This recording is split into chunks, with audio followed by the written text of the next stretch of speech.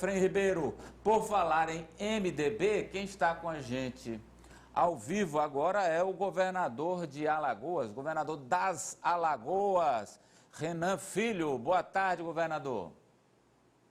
Boa tarde, um grande prazer conversar um pouco com vocês aqui direto de Alagoas. Queria inicialmente parabenizar pelo formato do programa, pelo estilo. Eu estava aqui acompanhando de maneira muito autêntica vocês apresentando aí o noticiário local. É verdade, aqui a gente faz de forma autoral, é um programa autoral e inovador, como tudo aqui na Rede Meu Norte Brasil. Aliás, governador, o Grupo Meu Norte Comunicação está hoje em sinal aberto para 7 estados brasileiros, boa parte deles norte e aqui o nordeste, e também em parcerias para outros 12 estados. Portanto, muita gente está nos vendo nesse momento em todo o Brasil, essa entrevista com o governador Renan Filho.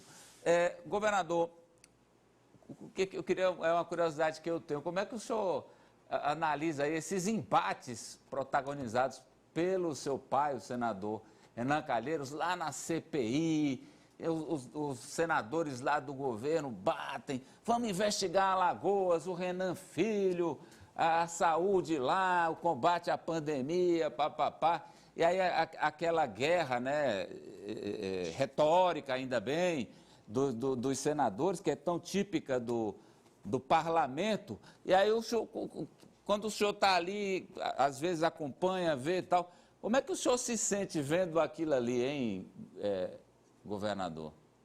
Olha, com muita tranquilidade, como você falou, né? O parlamento tem meio que aquele estilo, a discussão, os argumentos muitas vezes de lado a lado são levados ao extremo, mas aqui em Alagoas nós estamos também muito tranquilos. O estado de Alagoas tem o menor número de mortes por Covid-19 nessa pandemia, em número absoluto de todo o Nordeste. E nós temos o segundo menor número de mortes por grupo de 100 mil habitantes do Brasil. Além disso, enquanto outros estados entregaram hospitais de campanha durante toda essa pandemia, aqui nós entregamos hospitais definitivos que estão salvando muitas vidas. Não temos qualquer investigação em curso quanto a Alagoas nesse momento. Eu falei até outro dia que alguns que tentam promover investigação sem sequer haver inquérito deveriam ter a mesma presteza para botar para andar os inquéritos nos quais eles são investigados, né? No governo federal, por exemplo, tem um monte de explicações a serem dadas ao povo brasileiro, como os casos de rachatinhas, as investigações com relação à comercialização de vacina, quem foi que ganhou dinheiro nessa coisa de incentivar o uso de remédio que não funciona, ou seja, quem é o responsável também por esse sem número de mortes no Brasil por Covid-19, enquanto ao invés de enfrentar o vírus, tinha gente que estava associado ao vírus em busca da imunidade de rebanho, que não viria, sem dúvida, certamente, 100 milhões de vítimas. Então eu estou muito tranquilo, eu acho que o trabalho do senador Renan como relator da CPI também tem sido muito destacado, porque ele de maneira... pessoalmente ele é um sujeito muito firme nas suas condutas, muito autêntico também, e não é de fugir de combate, da peleja sem entregar a solução. Então eu acredito que ele fará um grande trabalho defendendo a vida e ajudará o Brasil a sair dessa pandemia. Esse que o senhor disse que se associou ao vírus, o senhor está se referindo ao presidente Jair Bolsonaro? O presidente Jair Bolsonaro parece que durante muito tempo ele buscou a imunidade de rebanho, ao sugerir remédio que não funciona, ao discutir isolamento vertical. Parecia que ele estava em busca da imunidade de rebanho para o Brasil supostamente sair antes dessa crise pandêmica e assim recuperar mais rápido a economia. O problema dessa tese dele é que ocorreu exatamente o contrário.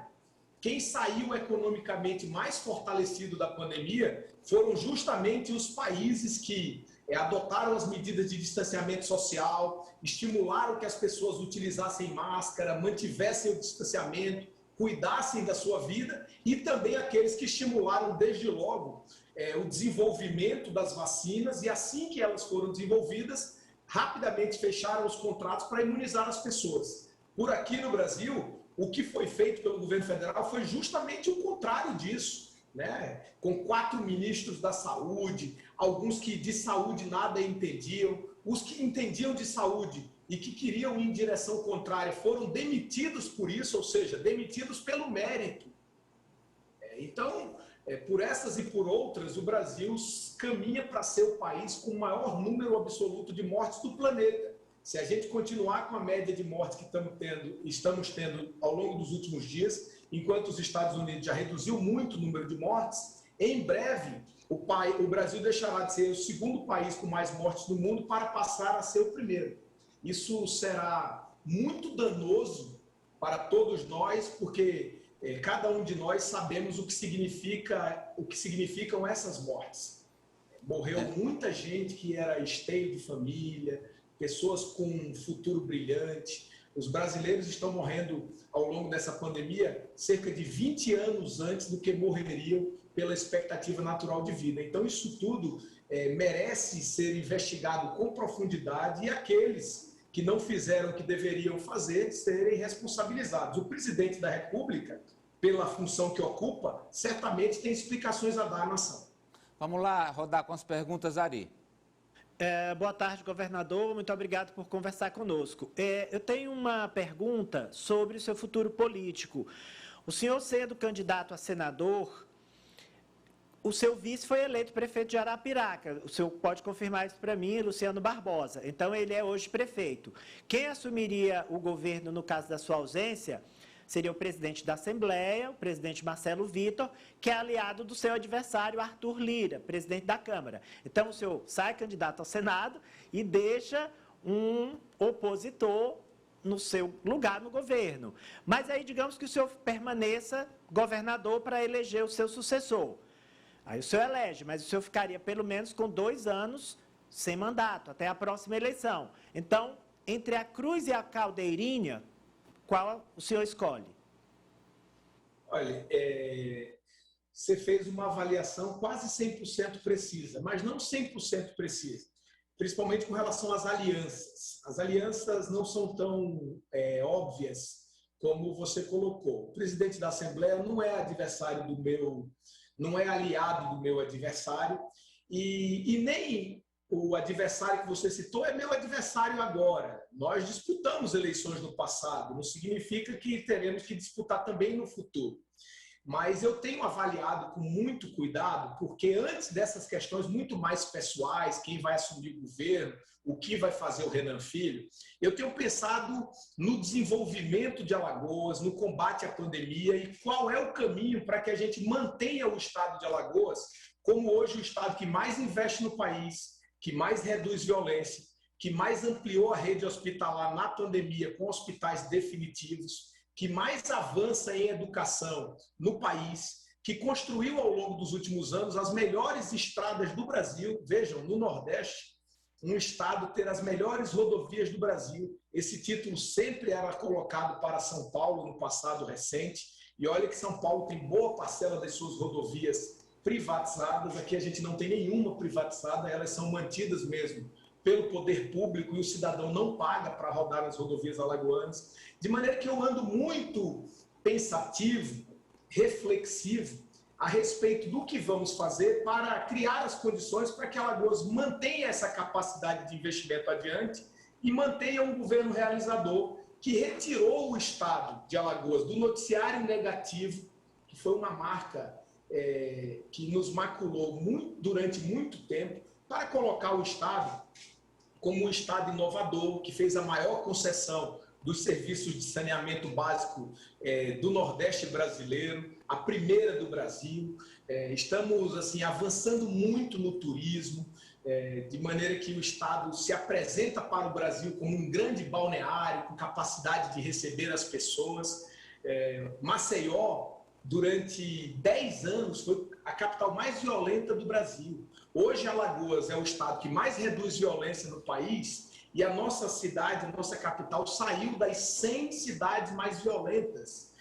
do Brasil. São coisas importantes que precisam ser levadas adiante. E eu estou cuidando um pouco da política, porque na política dá para a gente se entender, desde que o fundamental, que é pensar nas pessoas, seja preservado. Sávia. Governador, hoje o governador Wellington Dias teve divulgada uma entrevista que ele deu para a revista Veja. E nessa entrevista ele fala que acredita que não tem elementos ainda para um impeachment do presidente Jair Bolsonaro. Ele compreende que não tem ainda essas provas. O senhor compartilha desse pensamento? O senhor pensa diferente sobre a possibilidade de impeachment do presidente Bolsonaro? Olha, eu acho que o que não há ainda não é elementos, o que não há é o clima no país por impeachment, porque o presidente Jair Bolsonaro já vai caminhar para o segundo semestre do terceiro ano do seu governo. Talvez nem tenha tempo hábil, mas pelo caminho que vai, se não for por impeachment, será na eleição de 22 e sem voto impresso, porque parece que a Câmara enterrou mais uma falácia entre a noite de hoje, o de ontem e o dia de hoje. Vamos lá, João. Governador, o senhor tem um programa aí que o senhor desenvolve nas comunidades carentes, nas favelas aí de Maceió, que é o Vida Nova. Inclusive, é um nome semelhante a um programa que já houve no estado do Piauí. Esses programas sociais funcionam como um paliativo ou como uma solução definitiva para essa população que ainda vive à margem das estruturas sociais? Eu acho que eles funcionam como uma solução definitiva, mas as populações em situação de vulnerabilidade social, elas precisam de ações multidisciplinares. O Vida Nova nas Grotas, que é um programa que temos por aqui, ele melhora a infraestrutura urbana das áreas de assentamento precário. Aqui nós não chamamos favelas, nós temos grotas, porque ao invés de elas serem como aquelas do Rio de Janeiro, em morros para cima, elas ocorrem para baixo. No fundo passam córregos, e por aqui a gente chama isso de grota. Esse programa é um programa premiado pelas Nações Unidas e que vem melhorando muito a autoestima das populações, garantindo escadarias, pontes, ordenamento da água, espaços para convívio urbano, reformas das habitações mais precárias, pinturas de todos os ambientes, o que eleva a autoestima da comunidade. Mas, além disso, a gente também tem o programa CRIA, que é o maior programa de transferência de renda entre todos os estados brasileiros. Por aqui, já temos 100 mil famílias recebendo uma parcela de R$100 por mês e vamos chegar até o final do ano a 180 mil famílias.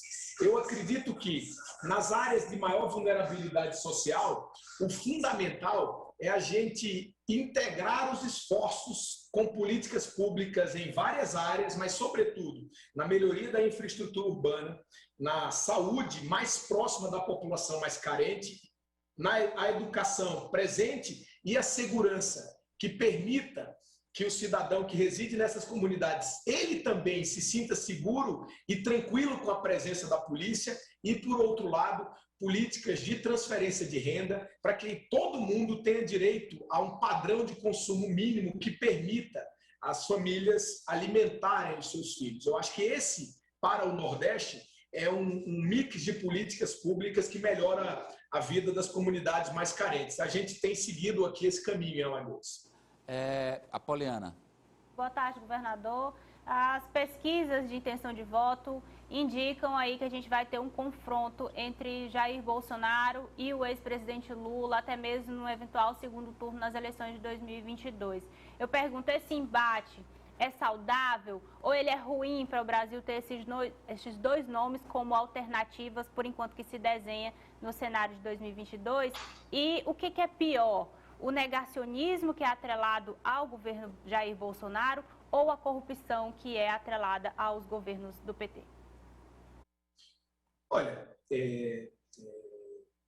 eu acho que é sempre bom ter o maior número de candidatos possível. Entretanto, isso não me parece não estar entre as alternativas, né? E eu não vejo que a disputa entre um governo negacionista e um governo corrupto no passado. Eu acho que o que houve contra o presidente Lula precisa ser avaliado com mais parcimônia. O presidente Lula saiu com 80% de aprovação, depois veio a Operação Lava Jato, que o condenou de maneira muito célere, mas depois ele foi absolvido pelo Supremo. Enquanto essas coisas precisam ser melhores resolvidas no Brasil, elas precisam ser melhor explicadas às pessoas. E agora tem um governo que supostamente é, entre aspas, apenas negacionista, mas não é isso.